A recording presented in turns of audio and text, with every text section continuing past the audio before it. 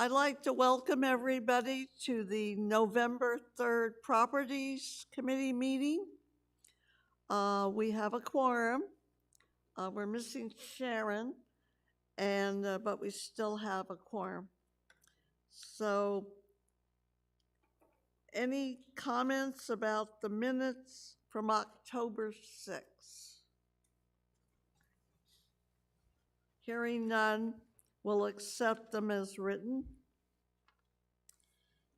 And then we'll move on to Carl for his facilities and Russ on capital projects and Russ on facilities. Good morning, committee. Thank you for having us this morning. Capital project updates for the month of November, or October to November. The R.H. Johnson Rec Center interior lighting conversion to LED fixtures is continuing. We have completed areas to date of the admin building, library, Rip and Sew, men's club, and virtually complete with the activity center.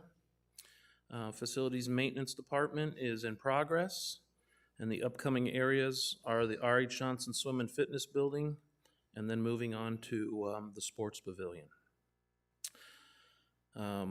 R.H. Johnson parking lot number 2, asphalt mill and replacement. The project was completed on 10/20/22. You will see on November 17th the vendor returning. We have one area that the stabilization did not take hold, so they are going to repair that area, and that is between the the sports pavilion curve and pickleball entry. We will block that off, let them do their work. It'll be a one-day event, and then that project will be 100% complete. The Lizard Acres Pub countertop, the edge of the countertop had broke a few months back, and we have a new countertop installed that was completed on 10/6. Moving over to Kuntz, 2 years ago we built an addition in 2020 for the Weavers and Palo Verde Patchers and Fitness Room. We noticed that we had some moisture penetration coming in from the roof area. We couldn't contribute it to necessarily any roofing deficiency or drain deficiency, so we've called the contractor to come back and reseal the walls, and they did that without any question. That is complete. Palm Ridge, the pool canopy fabric replacement on the outdoor pool was completed on 10/12. We have a slew of roofing projects at all of the golf buildings this season, and so Pebblebrook Pro Shop flat roof restoration was completed on 10/6. The maintenance building flat roof completed on 10/12. Stardust Pro Shop completed on 10/7. Its maintenance building was completed on 10/13. Deer Valley Pro Shop flat roof completed on 10/11. Its maintenance building was completed on 10/14. Desert Trails Pro Shop flat roof restoration completed on 11/2. And the maintenance building was completed on 10/21. Trail Ridge maintenance building was completed 10/25. Grandview Pro Shop flat roof is in progress. It will begin next Monday. The Pro Shop tile area is in progress currently and will be completed tomorrow. And the maintenance building out on the course was completed on 10/27. Echo Mesa also had its maintenance building restored on 10/19. Any Pro Shops that I did not list do not have flat roofs. They have tile roofs, and those would have been done previously in the past years. Upcoming capital projects, R.H. Johnson mini golf lighting conversion will begin approximately November 21st. A closure will be posted for that area, and we will be replacing the fixtures for the whole entire course. Arts and Crafts building flat roof restoration will start sometime in December. And my notes here say the men's club flat roof restoration will start in December, but it actually has begun this week and will be completed next week. And that concludes my report. Any questions?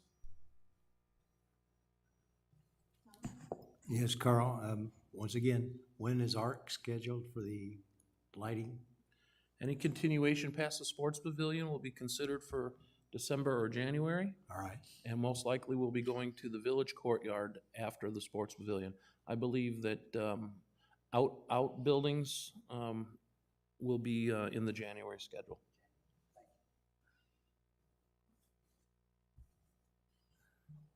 Any other questions for Carl? All right, thank you. Russ? Good morning, everyone. All right, to start off, our famous backstroke flags, I don't want to leave Paul Brainerd out. We did finally found a vendor to drill the holes for us and mount the bases. So we are scheduling the work to be done with them. The R.H. Johnson pool deck surface had started peeling really bad.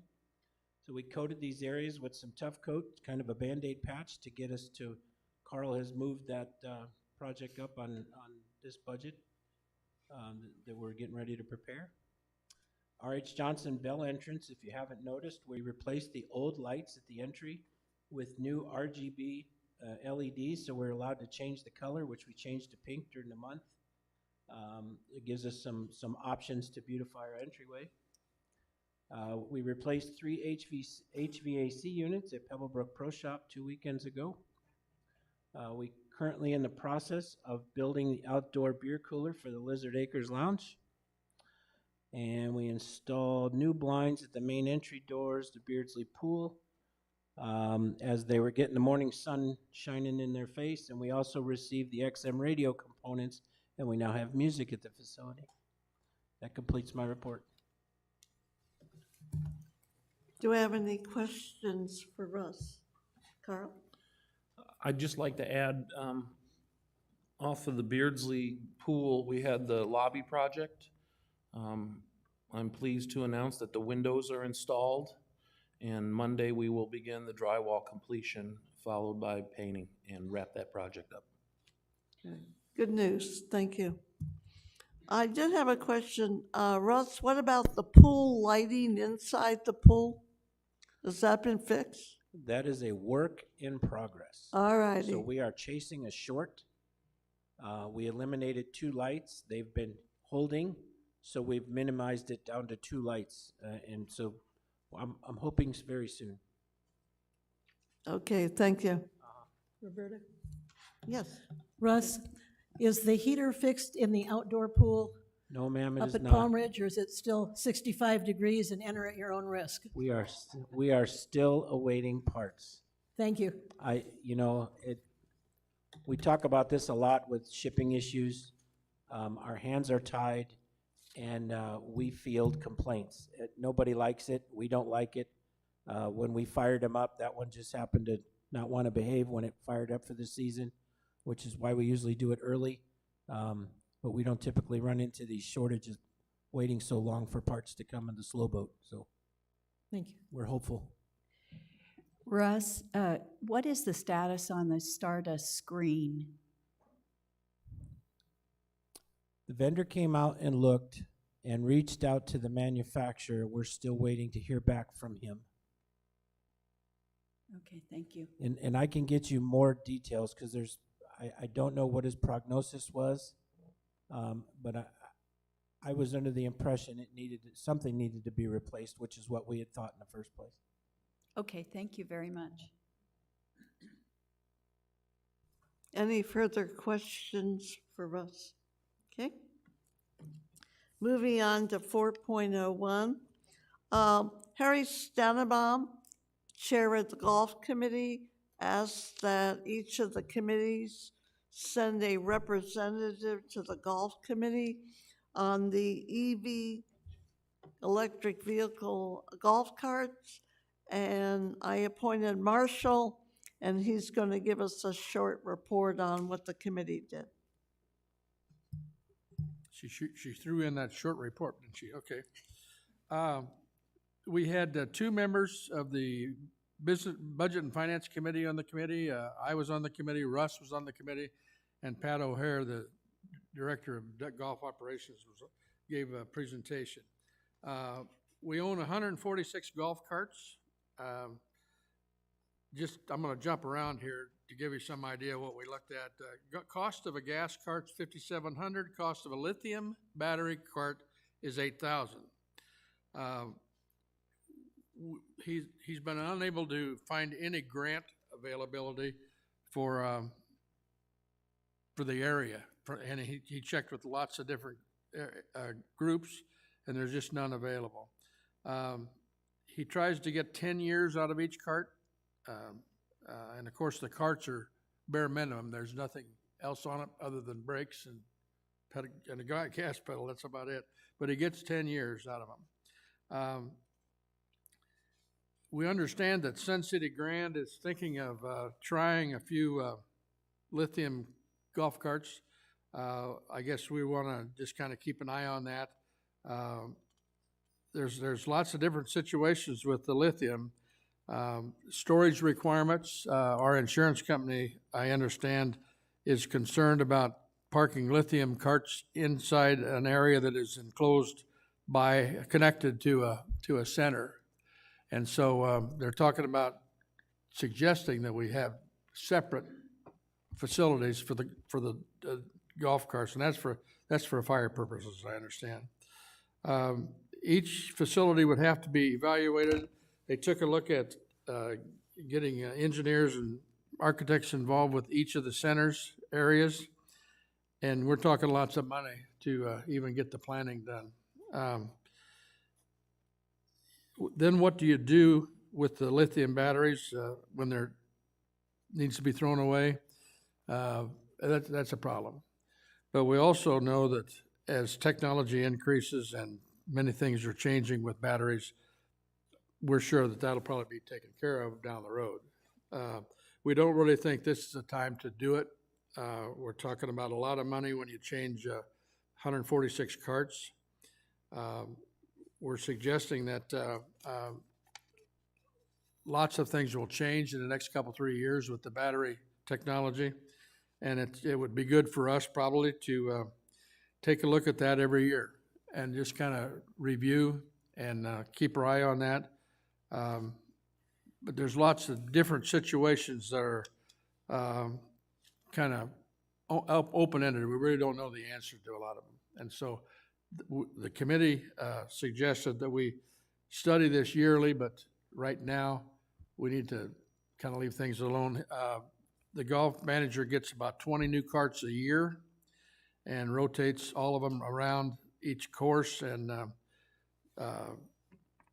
we have one, am I right on this, Russ? We have one mechanic that does all the golf carts right now. That's correct. Yeah.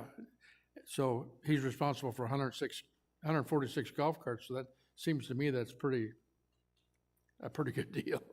So, any questions at all? Marshall, is this committee, do you feel that there's any big push from our property owners to go this direction? Is there any murmurs of this? I don't hear of anyone wanting electric carts at golf cart courses, but I'm not a golfer. Yeah, and I don't hear that either. But I'm sure there's people thinking about the environment and that kind of thing. And but that's kind of a deal where one side of it, what do you do with the batteries, and the other side is you save the the environment a little bit. I don't know and that's one of those things we just don't know. But I haven't heard of any. Has anybody else heard of a lot of pressure from? Okay.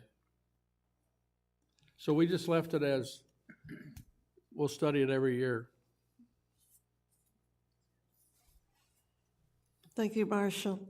Any other questions? I have Okay. a question over here, Roberta. Is that subcommittee meeting again? Pardon? No, Is the subcommittee meeting again? no. No.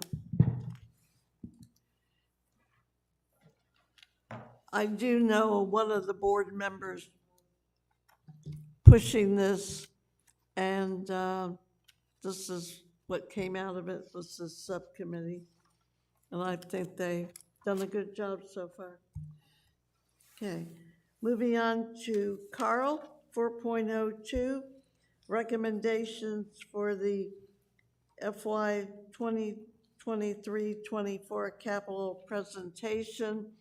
We're only gonna cover those areas that the Properties Committee has jurisdiction. We're not gonna do all the golf courses and so forth. Carl? Thank you, Director Roberta. Last month, we gave a presentation of this same exact document that you have in front of you today. The only thing that has changed is we've added columns to show the continuing evaluations of a capital budget proposal. And I'm gonna review 100% of the changes real quick, and then I'm gonna go into a PowerPoint slide presentation showing any more detail of the one specific two properties. So we have new capital, we have R&R, and then we have allowances. So in the new CR13 capital, the first change was a continued investigation of the bleacher area renovation with discussions with the club and the consideration of a value engineered reduction to comply with requested improvements. I believe that the project can be accomplished for $350,000, so that's a $650,000 reduction in request. As Marshall alluded, that the recommendation from the subcommittee for the EV evaluation has been prolonged to future years. We have removed that, $93,100. Facilities maintenance has done further investigation and an air quality test, and that concluded no changes were required to the art room at Kuntz. That has been removed, $50,000.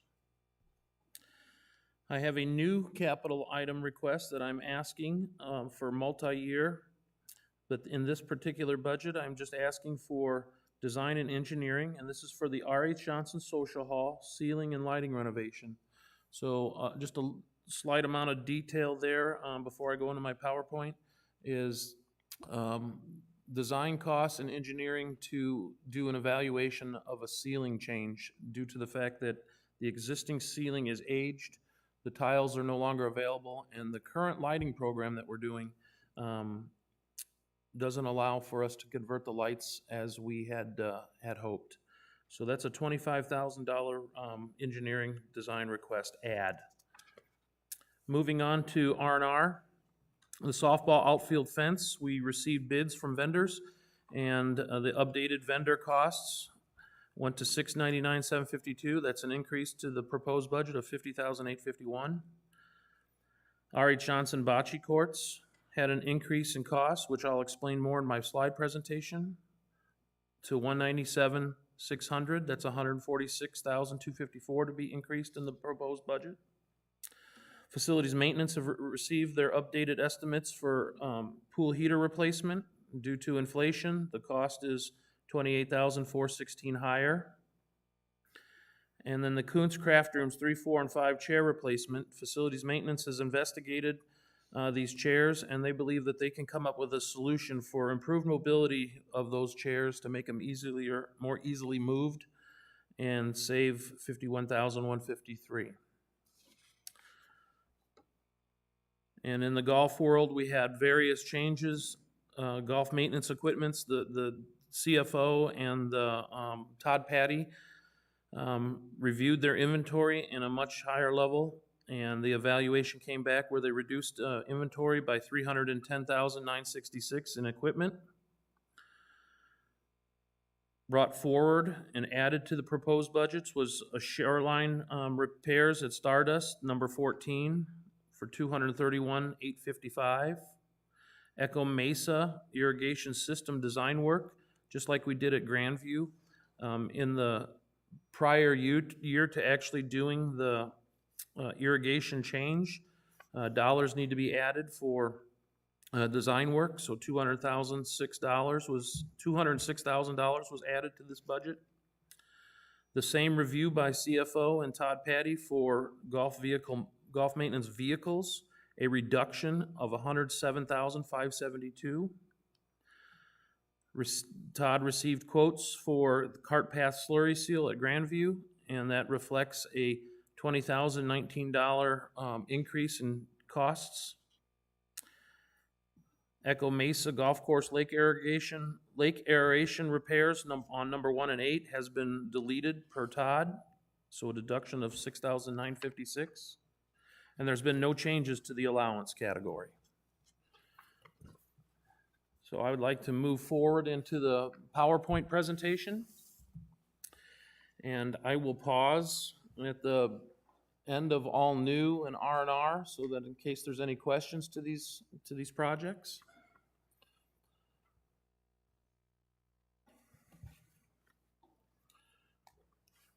Go ahead, Russ.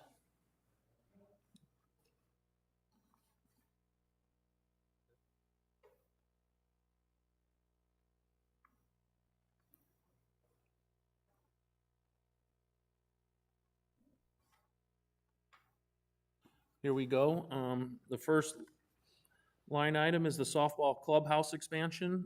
My review and recommendation to the committees has not changed between October and November. I do still believe that this project is not possible without much further review or a new location be determined for a building if recommended to go to the governing board. So I'm leaving that as commented. And the current structure cannot support the request without demolition or rebuild. And then the option B that the club asked for is to construct a new 2,000 square foot clubhouse that would require significant investment in development, planning, and utilities if recommended. Moving on to the bleacher area renovation. After value engineering, you will see that the pictures here tell a little better story of the requests that the club came forward with. Originally, they provided us the old 2016 set of plans that you see down below, which is a very high level renovation of that area. And that was in the previous month recommended at approximately $1 million after value engineering and getting the pricing for replacement bleachers and finding alternative ways of creating just a better environment for ADA walkways and ramps. I have value engineered this down to $350,000. Moving on to the artificial field turf. We have more information based on the questions from all the committees. This replaces the yearly irrigation costs, environmental services field maintenance, and seasonal overseeding expenses of approximately $25,000 per year. You will notice that there's no reduction in yearly savings due to staffing. This softball field does not have dedicated staff to it. It has the environmental staff. If they are not needing to work in this area, they'll be distributed with their duties elsewhere. So there is no perceived savings in staff. So the only savings that you could evaluate over the life of that turf is $25,000 per year. And the bids hold strong that approximately $450,000 to do that turf. It has an 8-year limited warranty, and it would get an expected 12-year life, useful life time frame. So, moving on to batting cages. The batting cages stand as proposed. We've had some comments on some of the pictures that I put in the proposal. So the equipment at the top 2 pictures is accurate. The lower cage is open for redesign. That is just a picture that I pulled off of batting cage resource images. Ours would be designed probably slightly different than that, but that gives you an idea of a secure batting cage, whether the cage needs to be taller without a cage ceiling and just netting. The issue here is that we have limited space in the back behind the outfield. It can be done back there. Other committees brought up the point of sound. So those are the things to consider. But $55,600 currently in the budget for 2 batting cages. I'll pause there, and if there's any questions. So when we did our tour of that facility, the current bleachers have seats in them and the pictures we see of the bleachers have no backs, no seats. So is the club going to be happy without having backs to their seats? I discussed that with the club. They did not ask for seats to be planned for a new bleacher design. Okay. Thank you. I have a question. Are they currently ADA? So let me remind everybody about ADA a little bit. ADA is about compliance. Some pieces of equipment and things like that are sometimes listed as ADA compliant. The bleachers are not in that category. Bleachers are bleachers. If you want a bleacher system that is ADA accessible, then it becomes an ADA accessible and compliant bleacher system. Our bleachers today are just purely for you arrive, you walk up them, and you sit down. Our ADA access areas are compliant, so currently, if somebody wanted to come into that first or third base area, they have access that's ADA compliant, and they have space that's ADA compliant. But the bleachers themselves, and especially the request from the softball club, is that at the third base line, the replacement bleachers to incorporate an ADA ramp off the sidewalk system, as I showed in the pictures. So, and a reevaluation of other areas to make ADA more accessible to restrooms. We currently have traffic areas and patterns that are accessible to those bathrooms. They're a little further than maybe they would like. I have proposed an area that could be redesigned, and that would be part of that value engineered price of $350.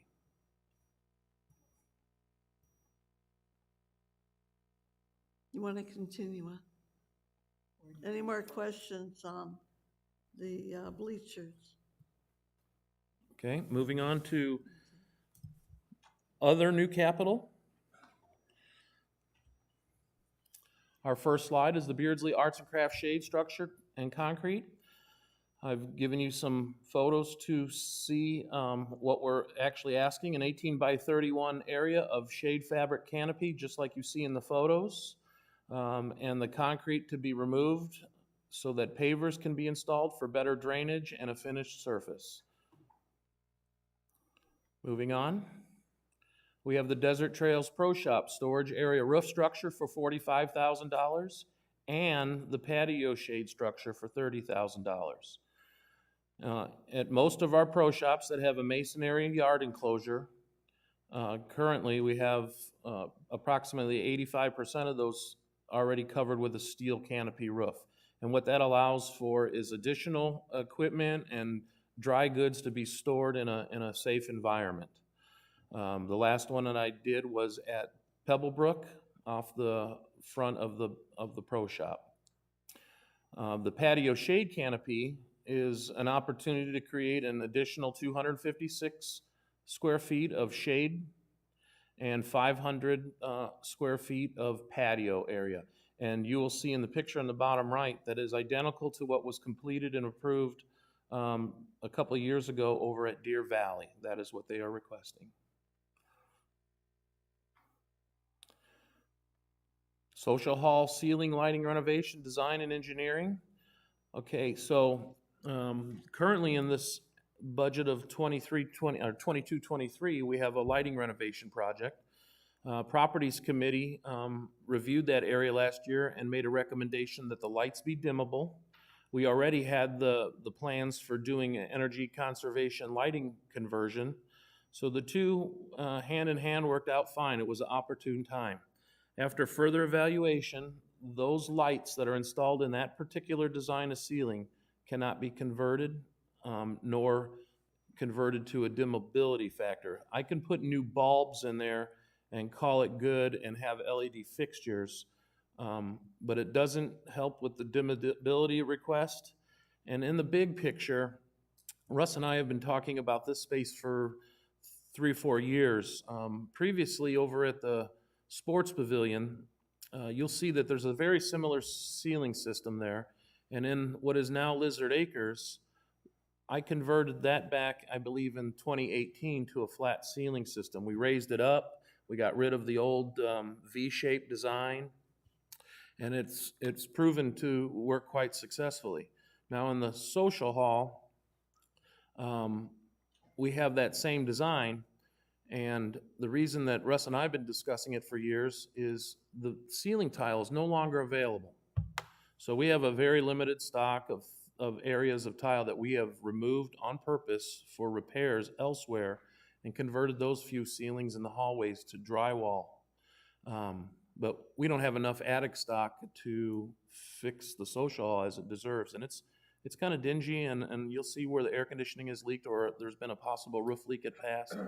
So we are hopeful that you would support the $25,000 design and engineering so that I can have professionals come out this next year, evaluate that ceiling, and give us a design for a new flat ceiling that I would propose into the next budget. And that would include ceiling design, lighting, sound, and the changes to a little bit of HVAC and fire system. The positive on the lighting is that our vendor currently has given us a deduct credit for the project that we were planning on doing, and that $60,000 will be applied to the future year of lighting if this gets changed. So, moving on. The Sports Pavilion Lizard Acres sound system is a request by the Barry Hardesty, the Sports Pavilion manager, for $21,000. There is no existing sound system in that area. Later on in the R&R portion of this, you'll see a request for the upgrade of the Sports Pavilion sound system. So they go hand in hand, but in truth, the Lizard Acres is a new area since it doesn't exist. And then staff has also requested a maintenance yard storage cargo container for $10,000 to be added to the environmental services yard for protection of equipment, grills, a small vehicle if needed, like a golf cart, to be parked inside and secured. Any questions on new?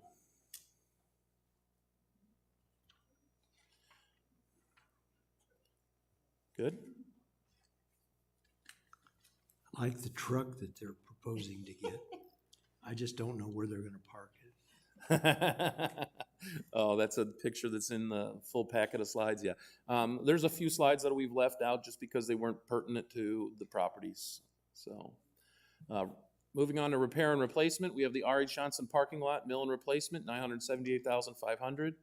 This parking lot is another 300,000 square foot parking lot. And the cost that you see on your pages reflects full entire soil stabilization for the parking lot. The assumption is safe because we had to do full soil stabilization of the parking lot right next to it that I completed a few weeks ago.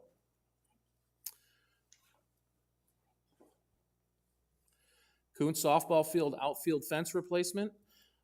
Please remember that this outfield fence is an asset of ours. We've had it for years. It has been in play. It has been abused. It's wearing. It's a little rough condition. You all walked it when we did our properties tour, so you saw how it was built.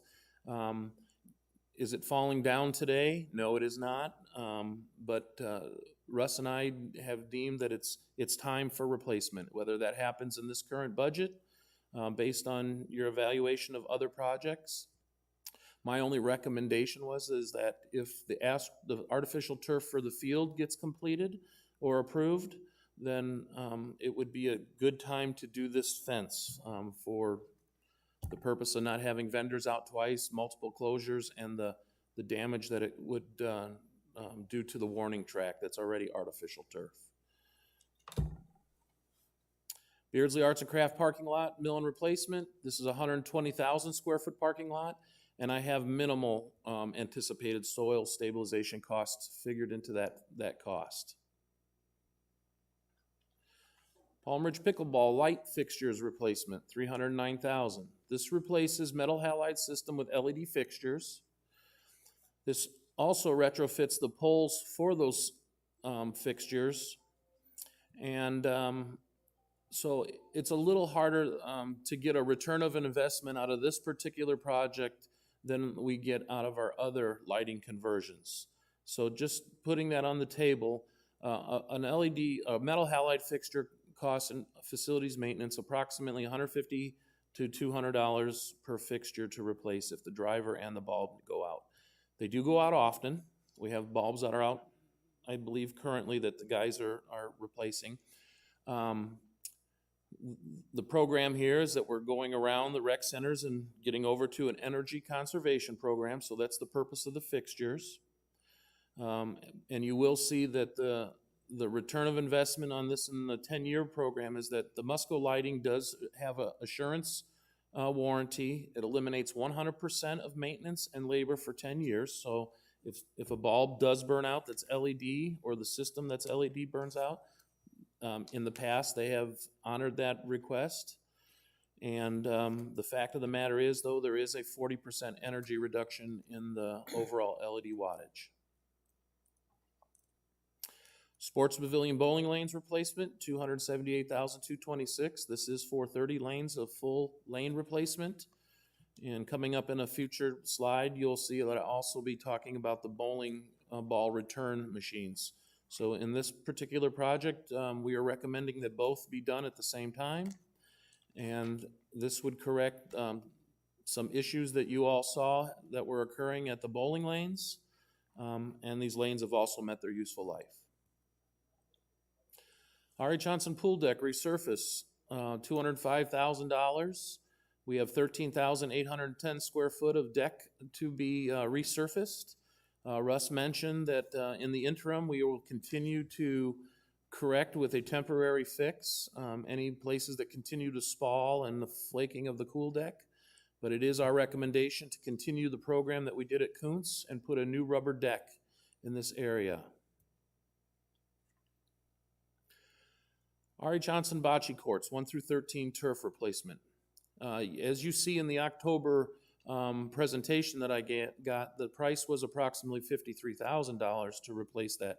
And so when I received the bids from two major vendors, sporting vendors, to replace this turf, I was pretty sticker shocked. One was approximately $240-some thousand, and the lower of the two was $197.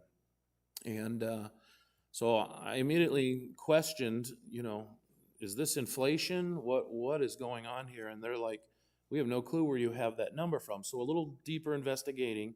Over the last 10 years, 3 additional courts were added, and that turf replacement was put in as the replacement value for technically what looked like represented 13 courts. So that was incorrect. We have fixed our tool, and we are tracking this as $197,600 for your recommendation to move forward. It's 12,000 square foot of artificial turf, and that turf is not just turf. It also has a bocce pad underneath it. So it's a little more specialized, and there's a lot of turf to be replaced. Grandview parking lot, the Grandview Pro Shop parking lot, 53,874 square feet. This is typical to all the other golf courses that are in the mill and replacement program for the next few years. And this does reflect some minimal anticipated soil stabilization like I've experienced at any one of the others that I've done to date. Trail Ridge, same story here. Parking lot is due for mill and replacement. It's a 53,000 square foot parking lot, and minimal anticipated soil stabilization is factored in. The important thing to understand about minimal and like in the R.H. Jansen where we have factored in a much larger amount. The general manager has signing authority up to $50,000. So if it were to come in over budget due to the unknown soils conditions, if it went over $49,999, the governing board would get a facts and findings and have to approve the stabilization.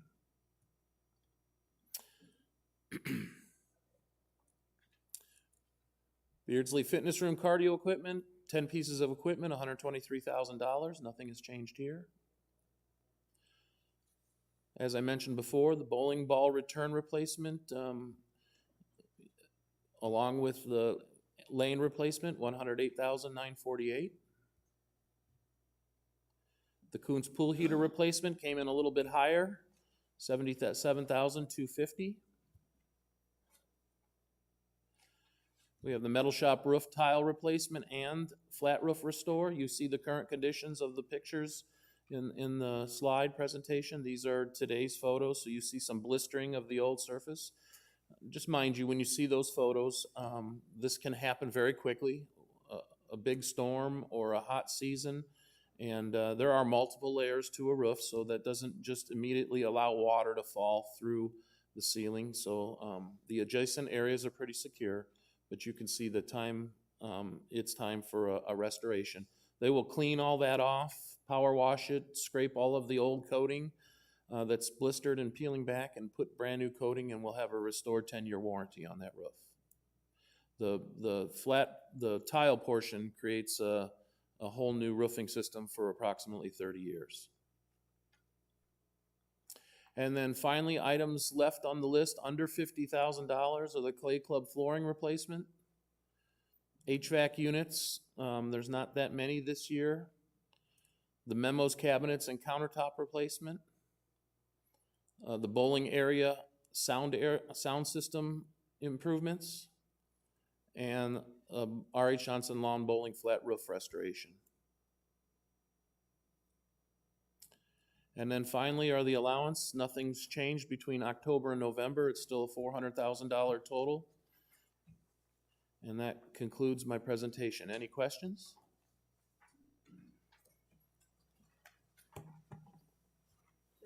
I have one. So if we do the AstroTurf for the softball, is there a savings to the water? I mean, like we're removing turf on Grandview? So the CFO and I took the last year's records for Kuntz, approximately $40,000 in watering bill, and we made an assumption that 25% of that bill is the field.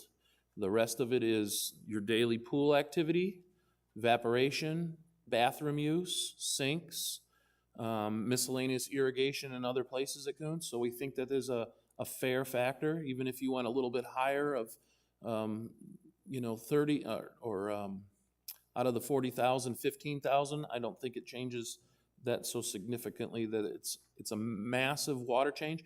But I will drive a point that Bill brought up, the general manager in our last committee meeting, is the bigger picture here is there's possibly opportunities down the road for the state and maybe federal opportunities where smaller areas like this and water conservation will become something that's a little bit more forefront, especially near the years 2025 when we have our ADWR changes.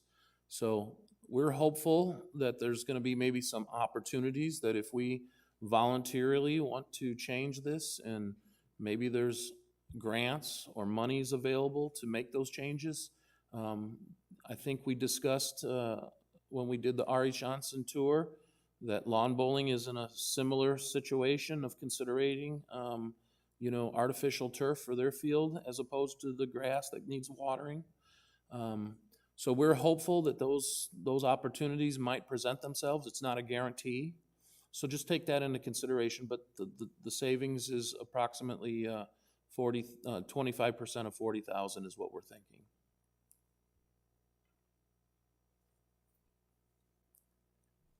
Any further questions for Carl?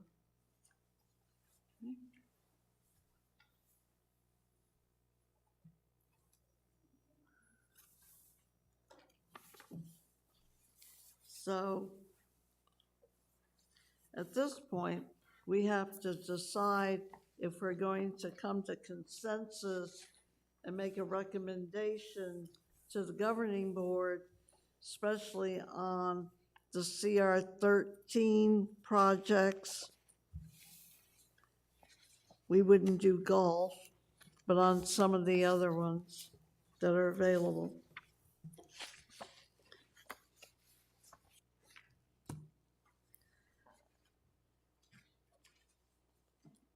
Do we have any comments concerning the softball club expansion, the bleacher renovation, the artificial turf for the field, and the batting cages.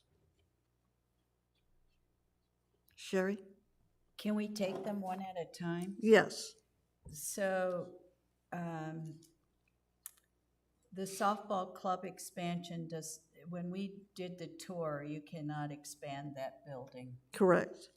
So I make a motion that that we do not send that, or that we don't give that we give a negative on that to the governing board.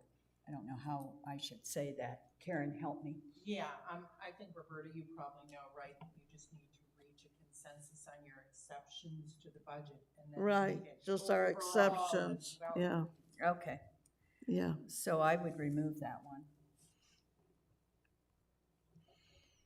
Do we have consensus agreeing to that?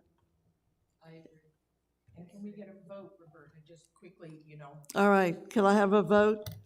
Marshall? Yes. Okay. Yes. Tom? Okay, Yes? okay. All right, so it's unanimous. On the softball field bleacher area renovation, do we have consensus to move this forward to the governing board or delay it? I say move it forward. Pardon? I say to move it forward. Move it forward?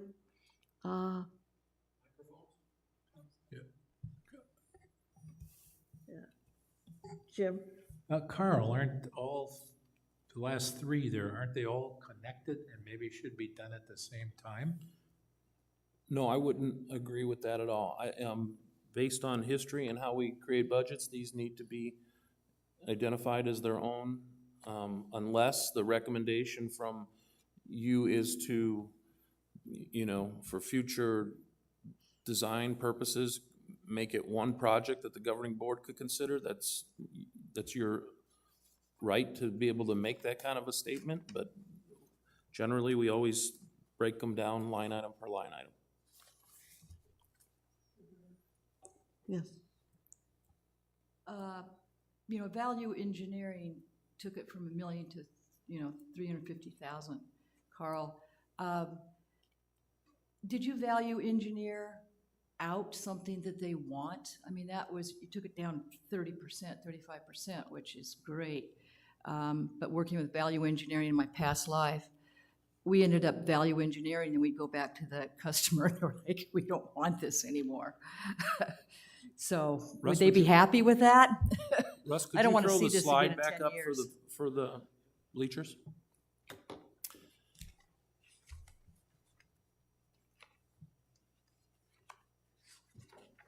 Carl, wasn't that part of that proposal you had received a while ago? It was a beautifully done. Yes, and that's what I'm gonna Okay. reference.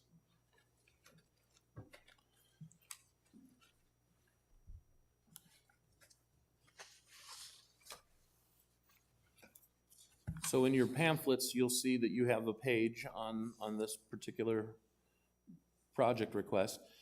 Right from the beginning, the club came open-minded, and they brought forward the 2016 plans and said, take a look at this. And taking a look at that, you could see in the bottom right corner, if we followed the plans, it's a full development of the first and third base line. It's a full development of shade canopy structures, bleachers, storage areas underneath those bleachers, concrete vaults with garage doors. It is a very high-end, very nice set of plans. And based on that, I think $1 million is a very fair estimate. I believe with further investigation, it might even cost more than that if we were to follow the plans. It was not difficult to dig out the information, talking to the club on what their real needs were, which was ADA improvements, accessibility, new bleachers. There's some compromises there that maybe a shade structure that exists might have to get modified, but the cost is insignificant if that's the case. So after doing a review with bleacher companies and finding out what the most expensive item here is, which was bleachers, I have that information. Bleachers can range from $100 to $1,000 per seat. And so I went middle ground with the vendors that I discussed, and $500 per seat, in theory, is how you would come up with a formulation for early estimate on bleachers. That sounds expensive, but you gotta figure it, if you wanted a 70-seat bleacher system, which is what exists today, and you take all the components, the ramp system, you know, all the new infrastructure that goes along with that, you break that down, that's probably like a $30,000 to $50,000 bleacher setup. So and then you take first base line and add that one, that's another 100,000, and then you have a lot of concrete improvements. So miscellaneous things. 350 is a very safe, value engineered number for meeting their goals if you approve this. All aluminum. All aluminum. So the existing bleachers have lost a lot of seats just because of those chairs they put in. Are they gonna want, I mean, I really don't want to make comment on that. It was a Okay. club choice. They installed the seats or had somebody install the seats. It either works for them today or it does not. They did not bring that up or complain. They just said that it's restrictive. Common sense tells me that those seats do make access to those bleachers a little more restrictive than not having them. But I mean, the bleachers are old. That's a fact of the matter. They have the new bleachers that we can purchase are nicer, and they do meet the request primarily of the third base line having some form of ADA access like you see in the photo here.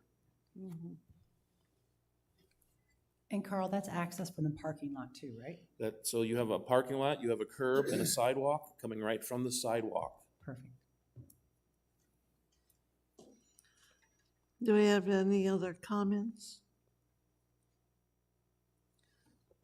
Maria, are you still in favor of it? I am. All right. Do we have a consensus on the bleachers? No. Okay. Nancy? Yes. Okay, let me get this. So we have all right, Sherry? Yes. Okay. Yes. Jim? Tom? Marie we have, and Marshall, okay. What was the last vote? Pardon? I didn't hear what Marshall said. Yes. Yes. So we have 6 yes, 1 no. Okay. All right. So we will recommend the bleacher system to the governing board. The artificial turf. Carl, that's the one that you said, if we do the turf, we should also combine it with another improvement as well. We're gonna, That's my recommendation. If you do the turf, do Fence. the fence at the same time. It doesn't have to happen that way. Ultimately, the governing board will make that final decision if both get recommended. But,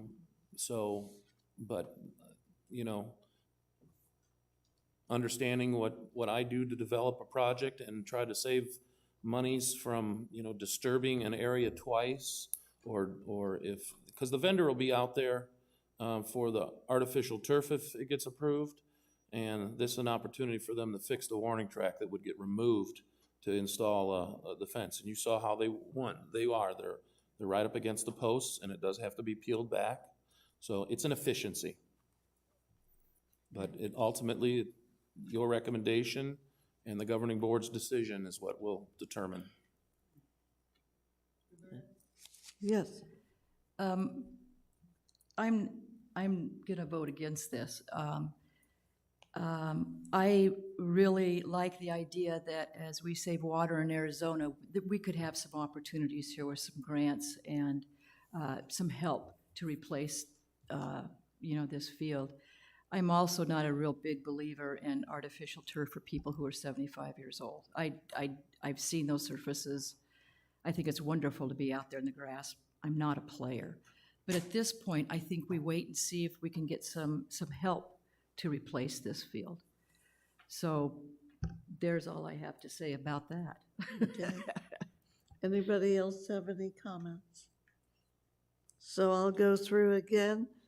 Kate? No. Okay. No, I want to explain a little why. I think the timing is wrong. You combine it only makes sense to combine the two projects. If you combine the two projects, you're looking at 1.2 mil at today's dollars. And I think delaying it a year or two is not going to cause the world to stop. That fence is not going to fall down. I just think with all the other budgetary issues and what's going on, it's the wrong time, wrong place. See you next year, fellas. But I mean, I just think we have to be practical. Okay. Sherry? No. Okay. Jim? Yes. Okay. No. Tom? Maria? No. No. Yes. And Marshall, yes. So we have 2 yes and 5 no. So does not carry. Roberta, can I Yes. clarify, please? Is that on the combination of the turf and the fence R&R, or was that No, just just turf? the artificial turf. Thank you. All right, the last one in this area is the batting cages. Any comments on the batting cages? Do they have an estimate how much money they would make off of the batting cages? Dave?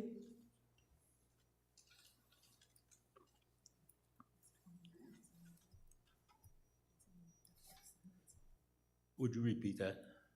An estimate for which now? The batting cages. The estimate that Carl had in his presentation was $55,000. Oh, the revenue? It'd be probably close to $20,000 a year. And Okay. that's not based at 100% usage. It's closer to a 50 to 60% usage. Okay. All right, thank you. Do we have any comments about the batting cages? Marie? Just one to these guys. It would be open to everyone, right? Like your visitors, your residents. That's a good question. In one of the other committee meetings that we had, that was the same question came up. My response is that is going to be determined by the rec center administration and or the governing board to determine if that could be open to the public or not. One of the thoughts that we had on there though is we have softball club members that have grandchildren come into town and things that could be open for them to use. But as far as to advertise it for public, that'd be up to direction that we'd be given. So the estimate provided was just members' usage. It could go up if you expand it. Exactly. The revenue. Okay. Exactly. And that's based on about $1.25 for a round, and a round is about 15 balls. So it would be similar to what we do in the golf course now for the driving range balls? Very similar, yes. They would buy tokens, or they'd have a card. That hasn't been determined yet, that they would just flip their card and then they could get that from the softball club. I have a question for Carl on these batting cages. If we approve them now, and then we decide to do the turf or whatever else later, are these movable and reusable or what? It's a very good question. So, project planning doesn't just stop from here at this meeting today. The budget evolves for the next 3 months. So as we get a little bit more understanding of what's being recommended into the budget, then we can make higher level determination of project planning. So timeframes, other suggestions to the governing board or even your committees Remember, you'll be reviewing this project a few more times in January and February when we go from the 50,000 to the largest project. So every month, these good questions allow us to bring information back to you. So we've heard the questions about who can play, who can use it. Staff is aware that that's a discussion that we need to have with the club. I would say that, you know, if the outfield fence was approved, then ideal timing to do the two at the same time. If the fence is not approved for another year or two, then maybe we should have a discussion with the club and say a year or two.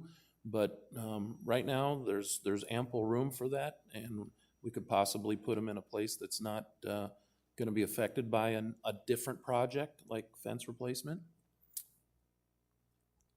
I have another question. So I'm concerned about the residents in the area and how that impacts them. And Carl, you'd mentioned there were two negatives, right? One is limited space and second is sound. I don't know if it's for us here or not, or the board, is there a way to ask the residents, you know, we want their support in this as well, because they have homes there. How do we address that piece? That question also was brought up at a previous committee reviewing the budget, so we are aware of that consideration too. I do believe that sound is probably a legitimate concern. We do have other areas there that we could discuss placing these batting cages, maybe inside the tennis facility that's, you know, up for a discussion of renovation. So there are opportunities. I wouldn't base all of your recommendation just on sound. So, but again, just because we give a positive recommendation forward, that doesn't mean the planning stops. So then we don't have a definite spot for this yet. right now, it was requested to be put in the outfield fence, behind the outfield fence. How did we get past the sound thing with the pickleball thing? Didn't we have a big issue with that, with up at Palm Ridge? Is that one of those deals where you just take the heat and then pretty soon it kind of dies away? Exactly. That's how that works.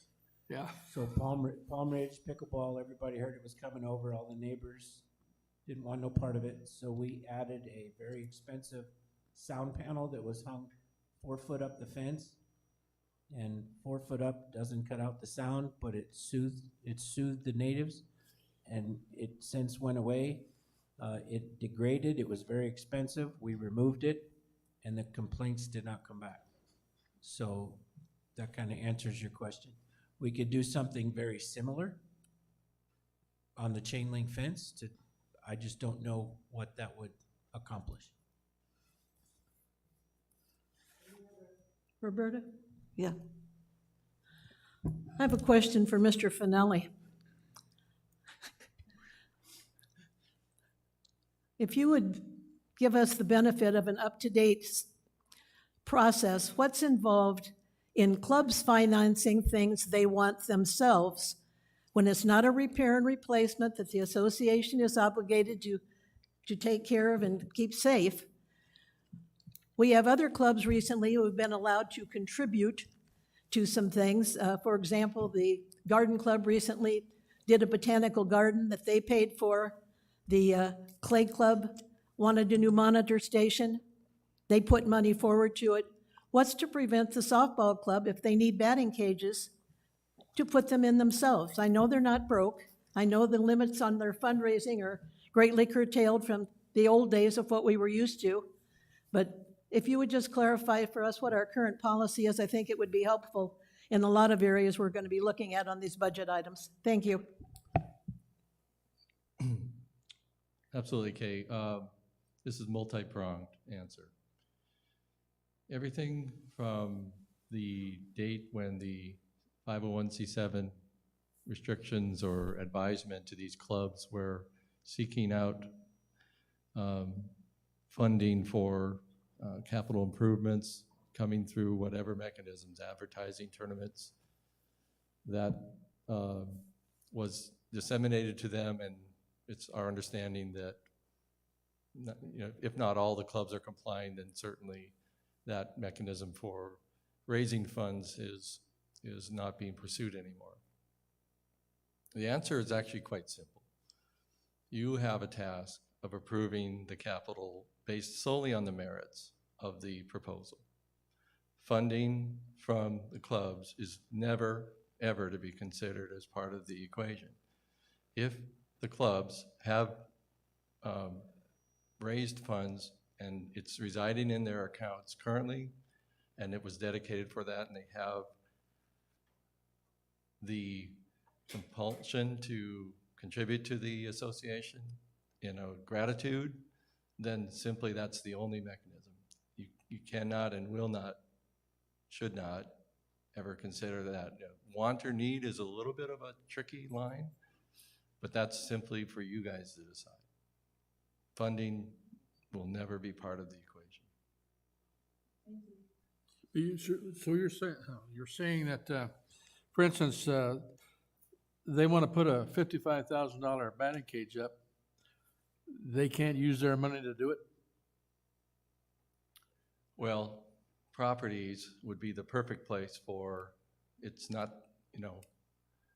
this is association property. You guys should have some, and the governing board in particular, should have some definition of what is being done to change the,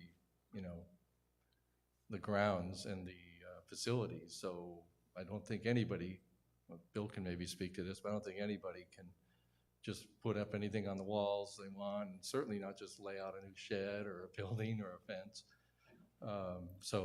Relating to capital expenditures, you mean? In other words, if I need a new thing in an art club, if I need a new whatever, and the art club buys it. Marshall, let me take a swing at that, no pun intended. Okay.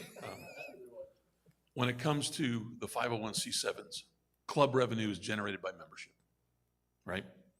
So if the club wanted to, for instance, in the wood shop, if you need a new table saw, the club, based on however much money you charge your club members annually, you generate revenue. And therefore you, in turn, can replace your table saw, chop saw, whatever you need, right? The club does that with internal funding from club membership. Softball, same way. They charge whatever they charge to their members. They have 300 members and they charge X, they generate X. And so if they wanted to buy a batting cage for themselves, they certainly could do that.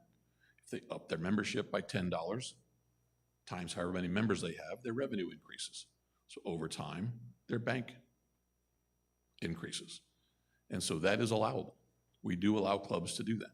So it's membership driven. The IRS story that we were dealing with a couple of years ago was all dealing with outside money, right? Revenues from sales and advertising and those types of things. 501c7s should not be generating money outside of their membership dues. So clubs generate annual revenues to handle their internal needs. And that's how internal clubs can help afford to do some of the improvements that they want to see.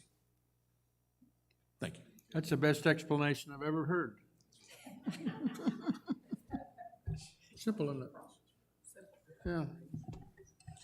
Roberta, I have another question to follow up. Yes. Mr. go ahead, Swin? Kay. Does what you just said apply to monies clubs earned prior to the IRS issue and the change that we made? Say a club had $200,000 in the bank account before all that happened. They can still spend that money any way they wish to. That is correct. Thank you. That's correct. Just And in wanted- passing, Mr. Hurley did remind me, though, that we do have clubs that, we're in the process of converting to 501c3s as charitable organizations, which would allow them completely different revenue mechanisms to bring in additional money. Exactly. Is the softball club still in the process of applying for a 501c3? What's the status on that, please? Yes. The better answer, though, is we just got our bylaws approved, and I received a copy of them yesterday. So I've been working with ARC, copying what they did when they applied for their 501c3. And so we're now continuing to do that. I read your new bylaws. I'm sorry? I read your new bylaws. Okay, good. Nice to see you got them done. Thank you. How long does it take to get that 501c3? Is that like a year? They or said two, generally or- it's about 6 months. Okay. Some of our clubs have gotten it done in 3. There's several recently that got approved, so. Oh, good. So the comment I have is, you know, we've talked a lot on properties about a need and a want. And so batting cages, are these a need? They have a batting cage. Yeah. Or a want for newer, nicer stuff? I'd like to just make one other comment, though, about the discussion of clubs bringing a piece of equipment to the table. There is still a process for that, though, as well.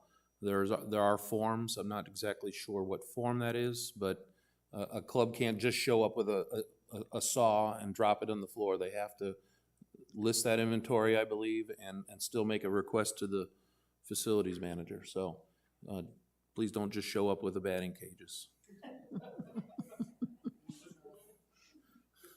So do we have any other comments? So do we have any support for the new batting cages? Okay, Kay? All right. Nancy? With as much as going on over there, and with those tennis courts, we still have issues over there. I would vote no at this time, Okay. but I think we should have them eventually. Sherry? I would love to see the 5-year plan come out for how the space behind there is going to be utilized before we move this forward. So right now, I would say no. Okay. Jim? I would agree. I'd say no. Tom? I'd say yes. Okay. I Maria? would say no. No. Yes. And Marcia says yes. All right. So we have 5 noes and 2 yeses. Okay, so we're not recommending at this time the batting cages to the governing board. Okay. So the next one that really affects us is the courtyard over at Beardsley for the shade structure. We saw where the tree had been, and this also includes the redoing, Carl, does this also include redoing the pavers on the bottom? As I described in the presentation, that an 18 by 31 shade structure requires footers to be dug with a disturbance of the existing concrete, and that concrete needs to be slightly changed to get appropriate drainage. So pavers is the solution as opposed to replacing it with concrete. Okay, just verifying that. So do we have a consensus to move this forward to the governing board?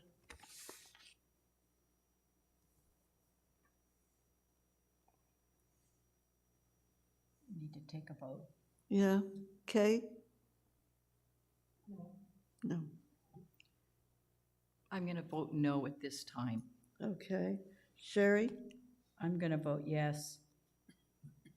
And the reason for my yes is that botanical garden area, everything there, this is an eyesore.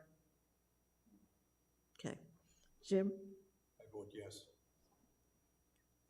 Tom? Yes? Yes.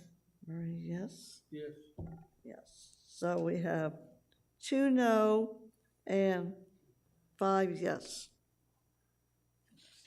So we'll make that recommendation to the governing board.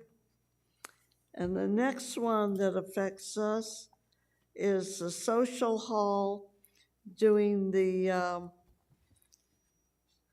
proposed evaluation for the lighting and the roof, the ceiling. Excuse me, Director, You've skipped a few. Pro shop, we don't do the pro shop. Okay, fair enough. That's golf. Yeah. Do we do the Kuntz art room duck replacement? I guess we don't. That's been No. removed. Okay. Yeah. Yeah. So, yeah, we don't do the golf. And pickup trucks, that's under the general manager, I would think. Social hall ceiling lighting renovation, that one's, it's just for the, to get the assessment, 25,000. Do we have a consensus on that one? I think this is for me, a definite yes. We need to move forward and let Carl assess this so we can move forward next year. Okay. So my vote is yes. Roberta, after our walkthrough yesterday, I think we had a great explanation of why it's needed and what's really going on, and I would fully support it. Okay, so we have 2 yes. Sherry? Definitely yes. Jim? Yes. Okay. Okay, Yes. all right. Yes. And Marshall, so we have unanimous for it. Okay, thank you. It's the chair's special project. I'm the one who wants the dimmable lights.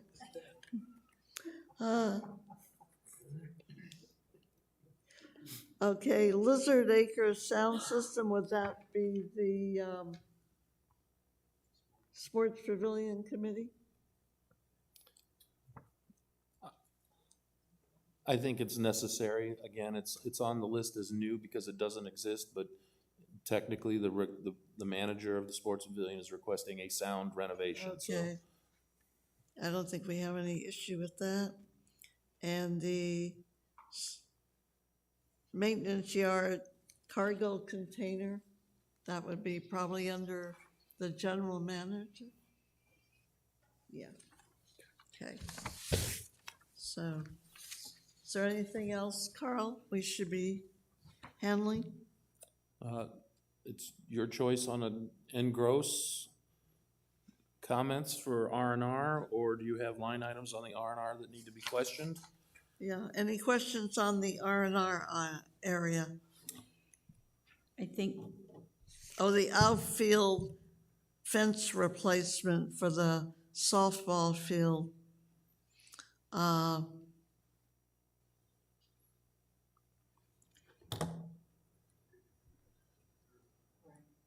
so when we looked at this, we know it needs to be replaced. It's been patched. But again, we don't have the 5-year plan for what we're doing back in that space. I don't Right. know if it would impact it or not. We've talked about doing it when we do the artificial turf. I'm just not sure on this one. Yeah, I'm in agreement. I think we need to get what's going on overall over there. We need to talk more about what's gonna go on with that back space. And I would say, I agree with Kay, the fence is not falling down tomorrow. So I would vote no on that. Okay. Yeah, after our walkthrough and looking at it very closely, I think we all agree that yes, it's been there a while, but I don't think this is the right time to do it because logically, there is no logic to doing it separate from the artificial turf if that's the decision. That would just be a crazy move on our part. Like Carl said, a lot of waste of money of having to do it at 2 separate times. So I would support delaying it for at least a year, and hopefully by then we will have a master plan in place that will give us better direction than we have right here today, so. Okay. Sherry? Yes, Nancy, you already voted, right? Yeah, No, not No. all right. Jim? No. No. No. Okay, we're not recommending this one to the governing board.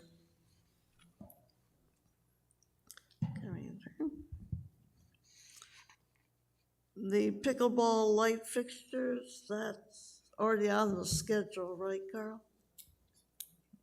Nope, it is No. on the proposed budget to continue the program of replacing non-LED fixtures for energy conservation purposes, so it's up for your review to continue that program. The last remaining programs in the future years would be lawn bowling, whatever redevelopment might come from Kuntz tennis area someday, and that finalizes our sports areas. So do we want to support this one to the governing board? Roberta, Yeah. come over here, it's Karen. Can I Pardon? just make a suggestion here, and Carl kind of mentioned it as well. You have 7 things you pulled out of the budget that you've all voted on individually. At this point, unless there's anything that someone wants to pull out to vote on individually, you can just more or less, as a Oh, committee, okay. approve pushing the rest of this, because all these quote-unquote exceptions, and we've got this all written down. So you don't have to go sort of pick and choose your way through, if that helps.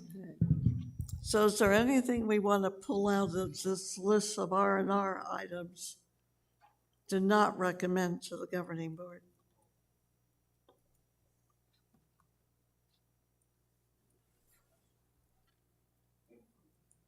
I would like to make just one comment or maybe a question. The bowling area needs new sound system, or it's requested of 20,000. That's not Lizard Acres, is it? Is that out in the bowling area? So if we did do the sound system, we would do those two things together, one vendor. As I mentioned, because it doesn't exist in the Lizard Acres, following our policies, we listed as new. That was a suggestion from our CFO. So it didn't exist in our repair and replacement category, but the two go hand in hand.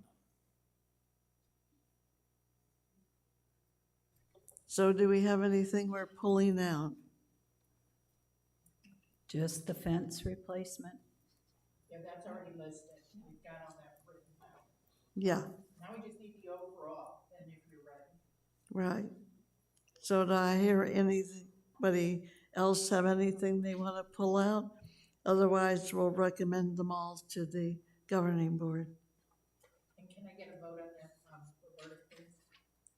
All right, Kate? Nancy? Yes. Yes. Yes. Yes. Yes. Yes. Yes. Okay, so this is remaining.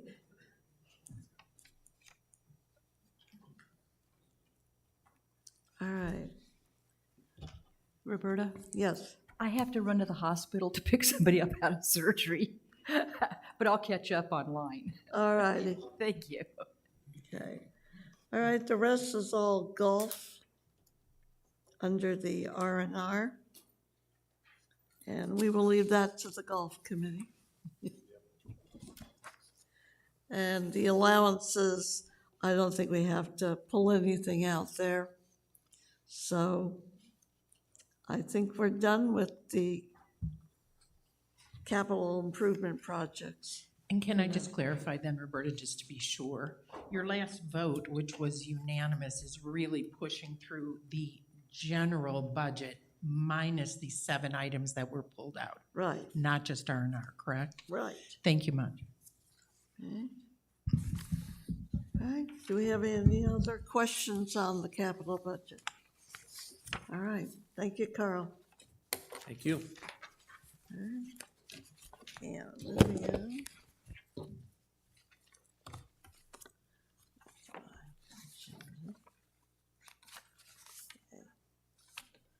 All right. So our last item, before we get to comments, is our properties, facilities, tours schedule. I sent off yesterday and Karen provided the information from our tour on Tuesday of the Upper Johnson area.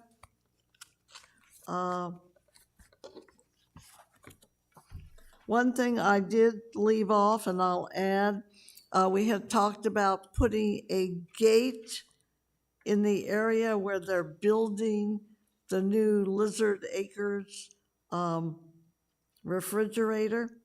We feel that that should be protected with the beer in there, that it might get broken into. So we're adding that to our list under the. Russ, what is that area called? You have it on there. It's the delivery yard. No, the delivery yard's the other end. Right? Allow me to No. help clarify. All right, So you are asking for a gate to be added to this list at the Sports Pavilion storage yard. right. The item that's existent, called delivery yard, install a metal gate for security, was a conversation of a project that's already approved. And just to follow up on that, due to our current financials, we are going to review that project as the months go by, and in February, reevaluate whether that moves forward or not. We want to make sure that our finances coming into the association are strong before we do that project. Okay, thank you, Carl. Okay, I need to clarify. Carl, you left, if you remember, and so we purposely called it the delivery yard, and that is backed by the Sports Pavilion. I think they left what you're speaking of, they left it off the list because it was already on your list, if that makes sense. So this does cover what Roberta's referring to. Thank you for clarifying. No problem. All right, so next Tuesday, we finish up with the metals shop and also the agricultural club gardens off of 137th and Aleppo. So we'll see everybody in the parking lot at the metals shop next Tuesday at 7 a.m. Okay. Moving on. All right. Do we have any committee comments? Yes, Okay. I'd like to take this opportunity to thank Carl and Russ for doing such an excellent job in the tours that this committee has done the last 6 weeks. This committee is kind of blessed, and I don't think many people realize that, because we actually do a physical walkthrough and see all these areas that are coming up in the budget. So it's more than looking at a piece of paper. It's going and really looking at the situation and what we've got and where we've got it. And I know it's a lot of extra work for them every year, but once again, you guys did a bang-up job, and we just want to thank you for all of the effort you put into it. Thank you. Yes, thank you. Yes. I also want to echo that, but I also want to say that for this committee, the torch walkthrough, they take the torch members through similar situation. They don't have the explanation that Carl and Russ have, but those are candidates for the properties committee that have that background of seeing the bowling alley behind the pins and stuff like that. The torches, I saw them out here just a minute ago too. All right, do we have any comments from any of the audience participants? Hearing none, then I thought we were not going to have a December meeting, but we will. So we'll see everybody December 8th at 9 a.m. here.